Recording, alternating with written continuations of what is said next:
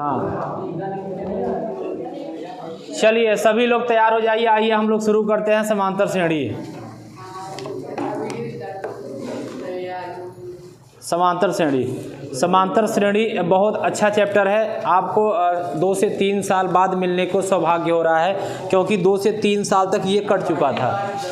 हाँ नहीं, आप पहली बार आए हैं, इससे पहले जो थे तो उनको नहीं, क्योंकि कोरोना से ये कट चुका था। ये फर्स्ट बार समांतर श्रेणी आपको पढ़ने को मिल रहा है। तो चलिए पहले उसके हम लोग कुछ सीखेंगे इसके बारे में, समांतर श्रेणी होता क्या है, कैसे इसके नियम होते हैं, फिर हम लोग शुरू करेंगे इस चैप्टर के बारे में।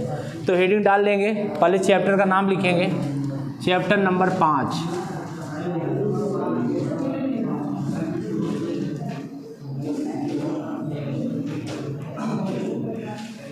चलिए चैप्टर 5 हेडिंग डालेंगे,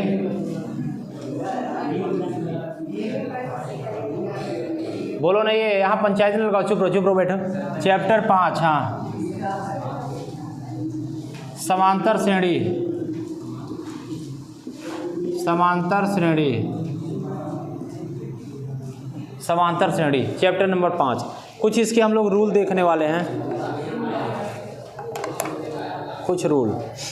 इसको इंग्लिश में बोलते हैं AIRTH, अर्थमेटिक प्रोग्रेशन, जिसको हम शॉर्ट फॉर्म में AP बोलते हैं। क्या बोलते हैं? AP सिंह, ठीक है, AP सिंह नहीं, ASP नहीं वो ASP फिर ब्रांड हो जाएगा अर्थमेटिक प्रोग्रेशन, ये है समांतर श्रेणी। बहुत आसान चैप्टर है, 5 नंबर का बिल्कुल फिक्स होता है, और 5 नंबर हर किसी को मिल जाता है यहाँ से, क्योंकि इसमें उलझाऊ वाले क्वेश्चन नहीं आते, बिल्कुल सिंपल 2 क्वेश्चन यहाँ से पूछे जाते हैं, बस एकदम आसान।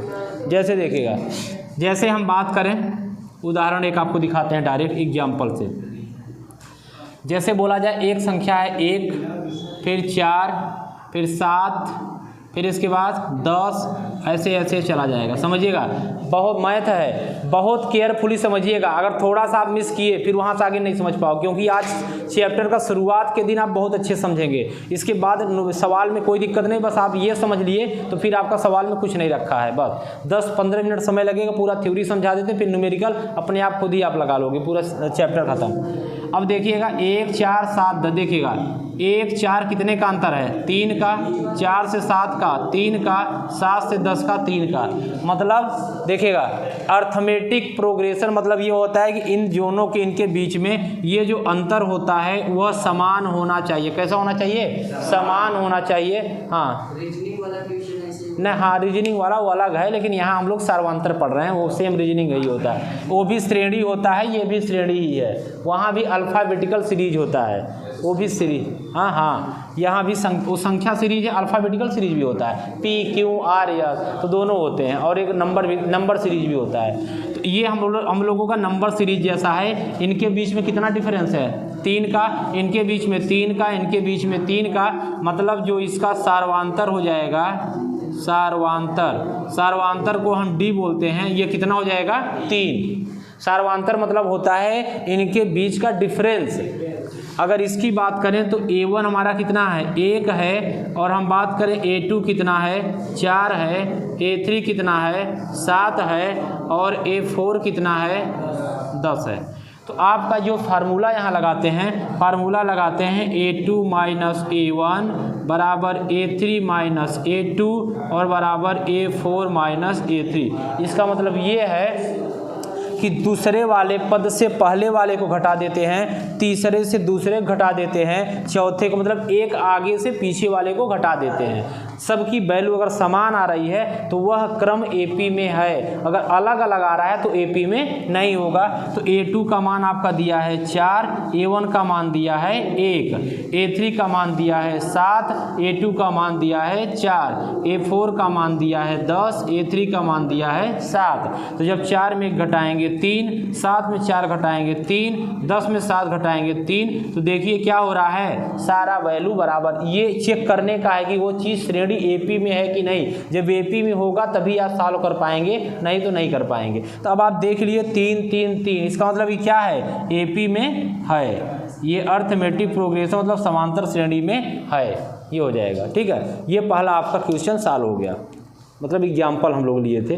दूसरा आप बताएंगे 2 4 8 10 12, बताइएगा। 2 4 8 10 14 16, बताइए क्या ये एपी में है, बताइएगा। एपी में नहीं है, क्योंकि इनके बीच में 2, इनके बीच में 4, इनके बीच में 2, इनके बीच में 6। देख रहे हैं क्या सब बराबर है, क्या नहीं है। ये एपी में नहीं है क्योंकि ये वैल्यू अलग अलग है, समझ पा रहे हैं ना। तो ये एपी कंडीशन होता है, इसमें से इसको घटाएंगे, इसमें से इसको घटाएंगे, इसमें से मतलब अगले पद को पीछे वाले पद से घटा देना है। जो अगर सबका समान आएगा तो हमारा क्या हो जाएगा, एपी में हो जाएगा। समान नहीं आएगा तो एपी में नहीं होगा। आइए हम लोग आगे चलते हैं।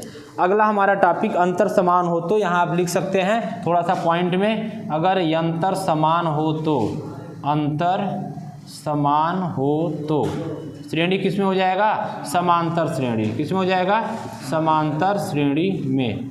और अंतर अगर असमान हो, अंतर असमान हो तो, अंतर असमान हो तो एपी में नहीं होगा, एपी में नहीं होगा। ये कंडीशन आपको ध्यान रखना है। इसको हटाइए, हाँ बस नोट कर लीजिए अब, ठीक है, नोट कर लीजिए अब। इसको नोट करना हो तो फिर हम लोग आगे चलते हैं इसका अगला टॉपिक। हाँ एग्जाम नोट तो करने लायक कुछ है। फार्मूला लिखने जा रहे हैं। फार्मूला इसका क्या हो जाएगा, अंतर, अंतर को हम बोलते हैं सार्वंतर, सार्वंतर इसको बोलते हैं डी। सार्वंतर क्या बोला जाता है, डी, ठीक है ना, इसको हम बोलते हैं डी। डी मतलब ये होता है सार्वंतर, उनके बीच में डिफरेंस, डिफरेंस सार्वंतर अंतर। अब देखिए डी बराबर हो जाता है A2 माइनस A1, फिर डी बराबर हो जाएगा A3 माइनस A2, फिर डी बराबर हो जाएगा A4 माइनस A3, फिर ऐसे ऐसे ही क्या हो जाएगा, अपना बढ़ता चला जाएगा। ये हो जाएगा A4 माइनस A2, ये क्या हो जाएगा, ये A5 माइनस A4। देखिए A2 3 4 5 A1 2 3, मतलब अंतिम इससे बाद वाले से पहले घटाएंगे, फिर ये फिर ये फिर ये फिर ये आपका निकलता है सार्वंतर। यहाँ से सार्वंतर का फार्मूला हो जाता है। ठीक है, सार्वंतर समान होने पर श्रेणी कौन सी होगी, यहाँ लिख लेंगे, हाँ लिख लेंगे, सार्वंतर, सार्वंतर समान होने पर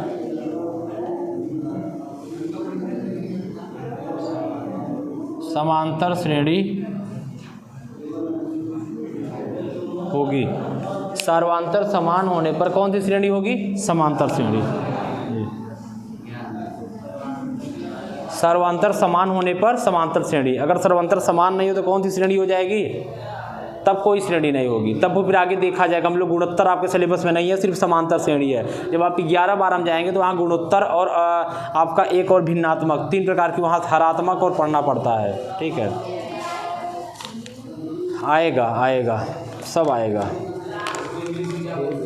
डिस्टेंस बताए तो डिफरेंस, डिफरेंस बोलते हैं, हाँ डिफरेंस, इसका मतलब डिफरेंस होता है। चलिए अगला लिखिएगा, नोट करिएगा,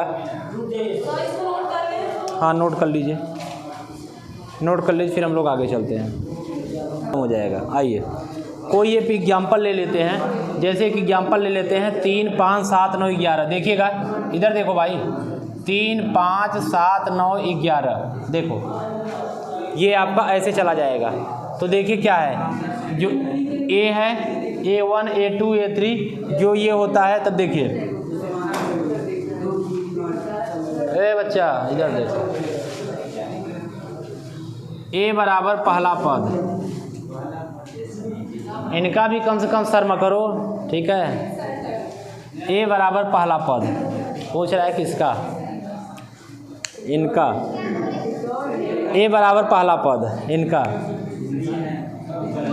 और डी को हम क्या बोलते हैं, डी को क्या बोलते हैं, सर्वांतर। ठीक हो, डी को क्या बोलते हैं, सर्वांतर। इसमें एक अभी हम लोग फार्मूला पढ़ेंगे, ए एन बराबर A plus N minus 1 into D. A आपका पहला पद हो जाएगा, डी आपका सर्वांतर हो जाता है, ए एन मतलब होता है पदों की संख्या, उसमें कितने पद होंगे वो आपको निकालना पड़ता है, वैल्यू निकालनी पड़ती है। जैसे एन अगर यहाँ बोला जाए तो एन की बात किया जाए तो पदों की संख्या, एन बात करें तो पदों की संख्या, उस टर्म में कितने पद होंगे, इस पूरे क्वेश्चन में कितने पद माने जाएंगे। एक और होता है ए एन, इसको हम बोलते हैं यनवा पद, या फिर इसका एक नाम से इनको और जानते हैं गोलू, अंतिम पद, अंतिम पद। हाँ तो मतलब वही दो नाम से बोला जाता है ना हर बच्चे दो, किसी बच्चे का, हाँ किसी बच्चे का घर का नाम गोलू होता है और स्कूल का नाम मनोहर लाल सिंह। ठीक है, मतलब स्कूल का नाम उनके, देखो जिस बच्चे का घर में नाम जितना ही छोटा होगा, पिंकू टिंकू, स्कूल में उसको श्री जंग बहादुर सिंह, मतलब उसका नाम एकदम बहुत बड़ा सा, और घर में जितना ही छोटा उसका स्कूल में उतना ही बड़ा। हाँ ठीक है, ये होता है। तो ए एन बराबर हो जाएगा यनवा पद, इसी को हम अंतिम पद बोलते हैं। बस इतना ही आपको जानना है, बाकी इस चैप्टर में कुछ नहीं है, बस इतना ही है। एक बार बता दे रहे हैं, एक बार नहीं 10 बार बता देंगे। देखिए ये A1 हो गया, A2 हो गया, A3 हो गया, A4 हो गया, A5 हो गया। जो पहला पद होता है उसको हम ए मानते हैं, पहले पद को क्या मानते हैं, ए मानते हैं। ए मतलब जैसे आप देखे होंगे कभी कभी जब घर में कुछ गल्ला वल्ला गिनना शुरू करते हैं तो पहले को बोलते हैं राम और दूसरे को बोलते हैं दो, ये नहीं कहते कि एक, अब वो दो हो गया। ऐसा कभी करना मत, नहीं तो 1 कुंटल चला जाएगा फालतू में। ठीक है, पता चला कि राम के बाद सीधे एक, ठीक है, राम के बाद सीधे दो। ठीक, तो सेम यही प्रकार यहाँ होता है, जब पहले तो राम होता है और जब राम के बाद जाएंगे तो दो, तो जब दो में चले गए तो इसको क्या मानेंगे, एक। अब इसको राम नहीं, राम बस शुरुआत है, बाकी इसका नाम है एक। हाँ तो वही चीज़ है, तो इसीलिए ए बराबर क्या हो जाएगा, पहला पद। ये मत सोचना कि A1 कहाँ चला गया, तो ए बराबर पहला पद, और डी क्या हो गया, सर्वांतर, एन क्या हो गया, पदों की संख्या, एन क्या हो गया, यनवा पद, मतलब इसको अंतिम पद। हाँ दोनों, हाँ गोलू लास्ट में। ठीक है, अंतिम पद ये हो गया। चलिए, नहीं वो 60 है ना, वो नहीं लिखा जाता।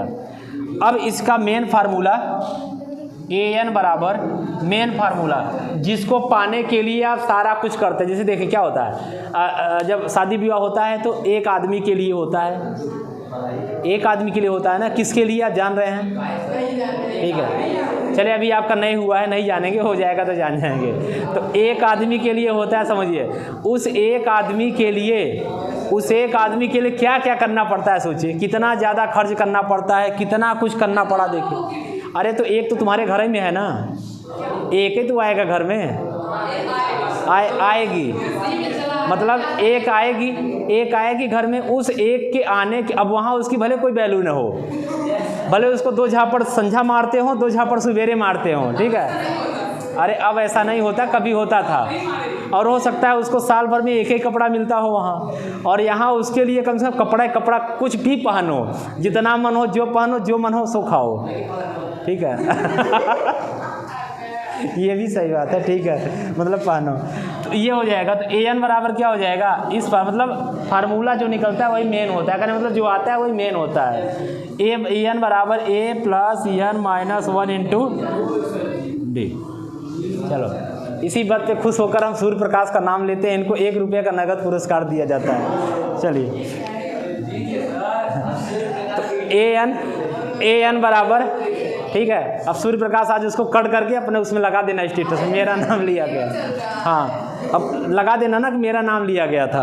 ए एन बराबर A plus N minus 1 into D, ये आपका मेन फार्मूला हो गया। सर्वांतर का ये जो फार्मूला है, ए एन बराबर A plus N minus into D, ये फार्मूला मेन है, इसको आप याद रखेंगे बस। बाकी चीज़ें अब क्या ध्यान पूरा रखना है। ए बराबर पहला पद, डी बराबर सर्वांतर, एन बराबर पदों की संख्या, ए एन बराबर यनवा पद जिसे अंतिम पद बोलते हैं, और ए एन बराबर A plus N minus into D, ये हो जाएगा। हाँ नहीं, ये आपका पदों की संख्या, ये हाँ अंतिम पद या जन्मा पद निकालने के लिए, हाँ सूत्र बन गया। इसमें 4 चीज़ है, 1 2 3 4, 3 आपको दिया रहेगा, एक आपको निकालना है, कोई 3 दिया रहेगा, एक आपको निकालना है। जैसे एक क्वेश्चन हम कराते हैं तो आप बहुत आसानी से समझ जाएंगे। जैसे हाँ नोट तो सब करेंगे। जैसे हम बोले, सुनिए पहले एग्जाम्पल करा देते हैं तब। जैसे हम बोले, सुनो इधर सुनो, जैसे बोले 5वां पद, जब पढ़ाई काम तो पढ़ाई का 5वां पद आपको निकालना है। देखिए कौन सा पद निकालना है, 5वां पद। तो मतलब पदों की संख्या कितना दी है, 5, 5वां पद निकालना है ना, तो माने पदों की संख्या आपको निकालना है। तो an बराबर क्या फार्मूला हो जाएगा, a plus n minus 1 into D. ये बार बार ध्यान रखना ना, a क्या है पहला पद, d क्या है सार्वांतर, n क्या है पदों की संख्या, और an क्या है nवां पद मतलब अंतिम पद। तो ये हो जाएगा an बराबर a प्लस, समझिएगा यहाँ पॉइंट है, a प्लस n का मान कितना दिया है 5 माइनस 1 इंटू डी। तो ये प्लस कितना हो जाएगा 4d, कितना हो जाएगा 4d। मतलब जो भी पद पूछेगा उससे वैल्यू 1 कम आएगी, हर संख्या में 1 कम। जैसे आपसे हम बोले, निकालिएगा जल्दी से, हम बोले 7वां पद क्या होगा, अब तो आप सिंपल से निकाल लेंगे। क्या हो जाएगा a प्लस an बराबर क्या हो जाएगा a plus 7 minus 1 into D. तो a प्लस कितना हो जाएगा 6d, कितना हो जाएगा a प्लस 6d। जितना पद निकालने के लिए बोलेगा उसमें से 1 कम कर देंगे, वही आपका क्या हो जाएगा वैल्यू हो जाएगी। समझ पा रहे हैं ना, ये होता है। जल्दी से नोट करिए, फिर हम लोग आते हैं अपने सवाल में। अब आपका ये बस ख़त्म, इंट्रोडक्शन ख़त्म, पूरा थ्योरी ख़त्म, अब सिर्फ न्यूमेरिकल लगाना है बस, अब सवाल लगाना है। एक बार और तो देखो इधर, फिर बात नहीं करो। हम बोले हैं कि कोई संख्या दिया रहेगा, देखो 1 3 5 7 9 11। सबसे पहले आपको चेक करना है क्या ये संख्या समांतर में है कि नहीं है। तो कैसे चेक करेंगे, a2 minus a1, a2 minus a1, a2 का मान 5, a2 पढ़ा जानते हो,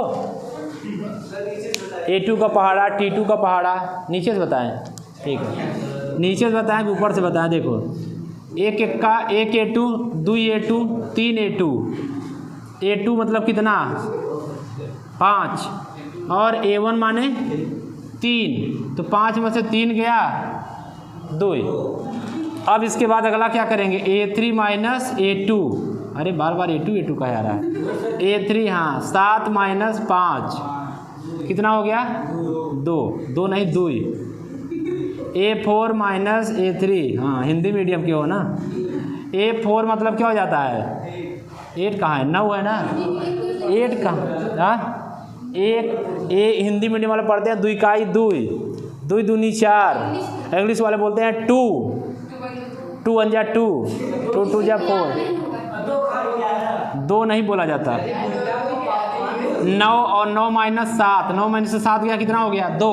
तो ये देखो हम भी चलो 2 बोलते हैं। अब तो क्या हो गया, सब कितना आ रहा है 2 2 2। तो इसका मतलब क्या है, समांतर श्रेणी में है, देख रहे हैं ना, ये डी का मान सब में 2 2 आ रहा है। तो अब यहाँ हम इससे मतलब नहीं, मेन हम यहाँ फार्मूला सीख रहे हैं। तो जो पहला ए होता है उसको क्या बोलते हैं पहला पद, और जो ये सर्वांतर आता है उसको क्या बोलते हैं डी, और सी की डी, सी का है बोल रहे हो या डी बोले हो, ठीक है। तो एन मतलब क्या होता है पदों की संख्या, और ए एन मतलब क्या होता है नवा पद मतलब अंतिम पद। फार्मूला ए एन बराबर a plus N minus n two d. अब यहाँ से हम 5वां पद बोलेगा 5 रख देंगे, अब यहाँ 7वां पद बोलेगा यहाँ 7 रख देंगे, 6वां पद बोलता है तो यहाँ 6 रख देंगे, जो पद बोलेगा उससे 1 कम माइनस 1 कर देंगे, बस ठीक है।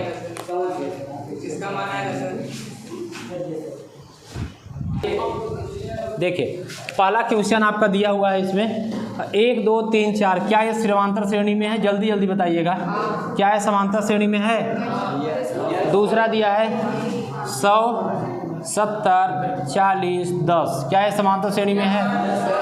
अगला दिया है -3 -2 -1,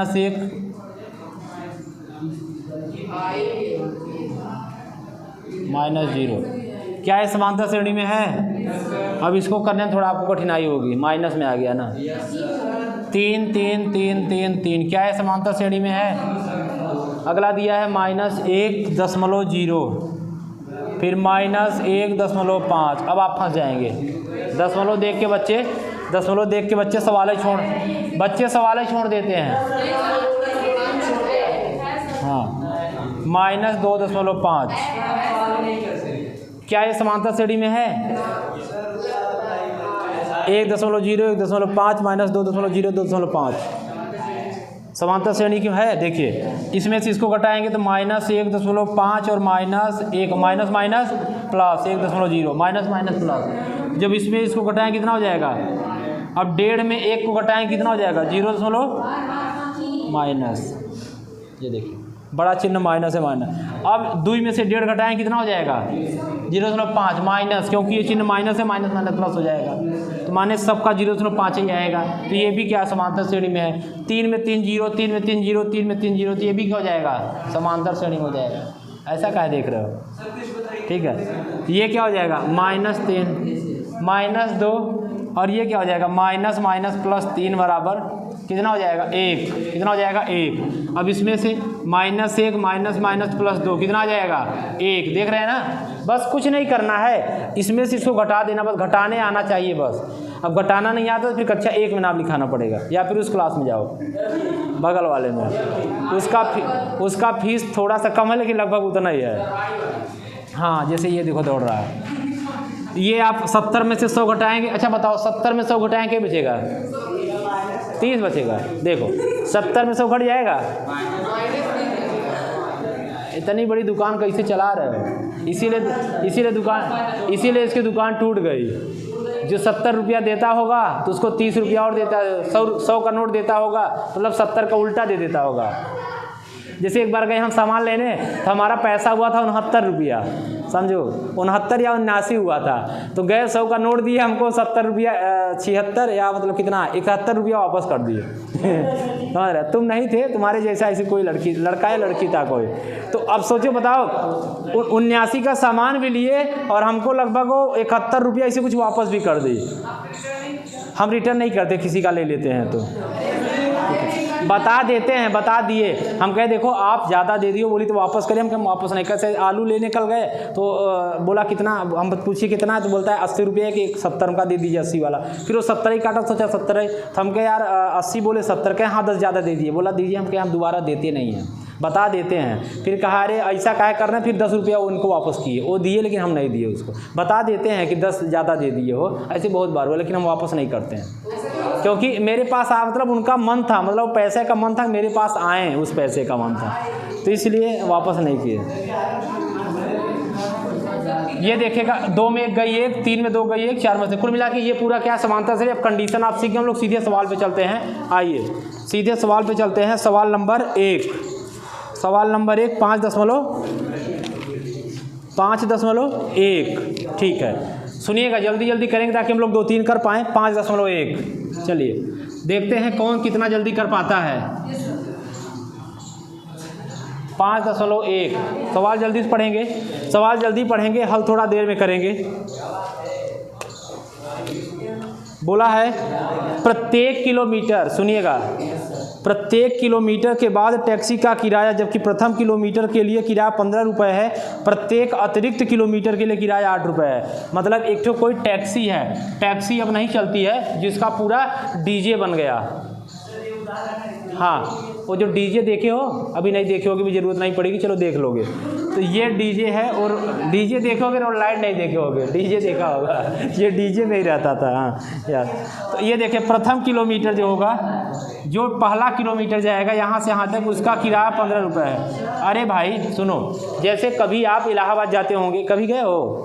हाँ, तो जब कभी आप इलाहाबाद जाते हैं तो जब उसमें सवारी कम रहती है, जब ज़्यादा रहती है तो ठीक है, पैसा जहाँ जितना दे दो ले लेता है। जब कम रहता है, कहता है वैसे कम है, तो पहले क्या बोलता है कि पहले 1 किलोमीटर जाएंगे तो आपको 15 रुपये देना पड़ेगा। मान लीजिए 1 किलोमीटर गया वहाँ तक 30 वेट तक, तो आपसे बोला 15 देंगे। फिर बोला 1 किलोमीटर के बाद जैसे जैसे बढ़ते जाए, जितना किराया उससे 1 रुपया हम अतिरिक्त लेते चले जाएंगे, ये मतलब है। हाँ, मतलब 15 की जगह 1-1 किलोमीटर, अब 15 लेता था ना, तो 15 क्या हो जाएगा, 30 ना, उसमें से एक और जोड़ देंगे 31, मतलब वो जुड़ता चला जाएगा 1 किलोमीटर अतिरिक्त जितना किराया था, वो चीज़ आपका बोल रहा है।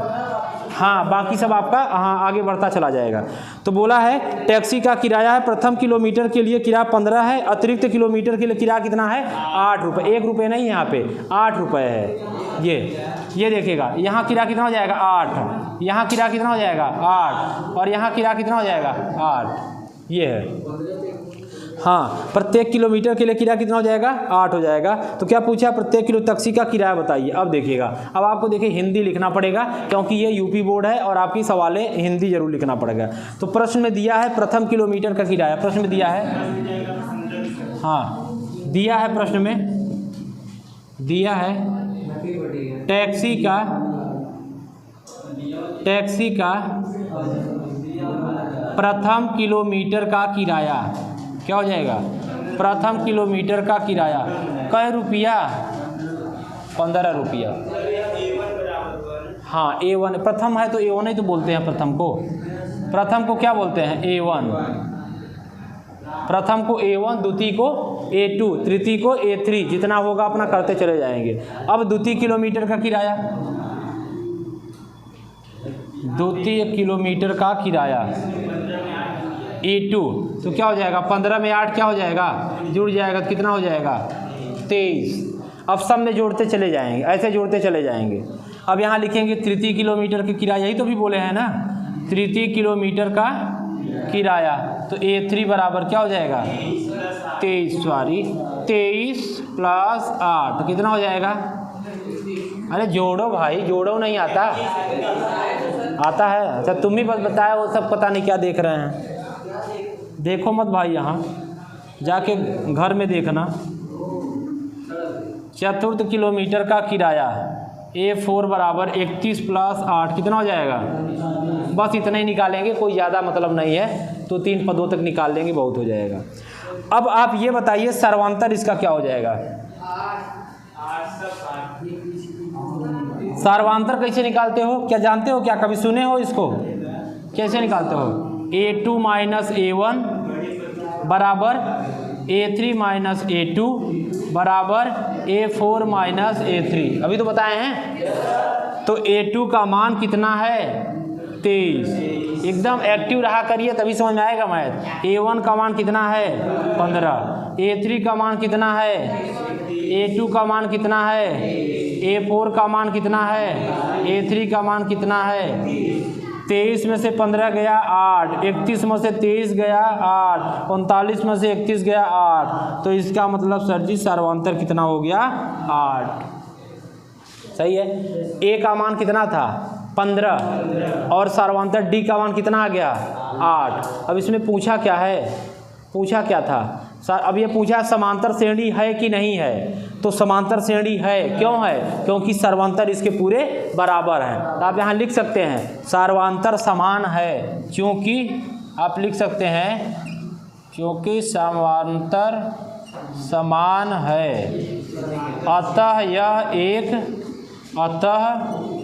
यह एक कैसी श्रेणी है, समांतर श्रेणी है, अतः यह एक समांतर श्रेणी है। अब जिस भी सज्जन को बोलिएगा, सज्जन यहाँ कई लोग हैं, जिस भी विद्यार्थी को समझ में ना आया हो वो बताइए।